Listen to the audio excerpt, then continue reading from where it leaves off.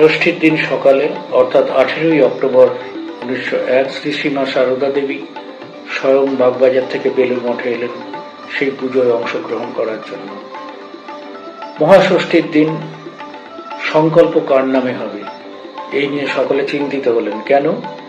সন্ন্যাসীরা সর্বত্যাগী গৃহত্যাগী, তাঁদের নামে তো সংকল্প হবে না, তাহলে সংকল্প কার নামে হবে? তখন সকলে মিলে ঠিক করলেন সংকল্প হবে স্বয়ং শ্রী শ্রী মা সারদা দেবীর নামে। পুজো করছিলেন ব্রহ্মচারী কৃষ্ণলাল, আর সংকল্প হলো শ্রী শ্রী মা সারদা দেবীর নামে। আজকে পর্যন্ত বেলুড় মঠের এই দুর্গাপুজোর যে সংকল্প সেটি শ্রী শ্রী মায়ের নামেই হয়ে থাকে।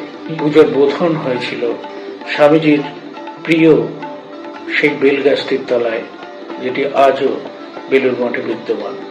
মহাষ্টমীর দিনে কুমারী পুজোর পর স্বামী বিবেকানন্দ 108খানি পদ্ম দিয়ে শ্রী শ্রী মা সারদা দেবীকে, অর্থাৎ আমাদের জ্যান্ত দুর্গাকে তিনি পুজো করলেন।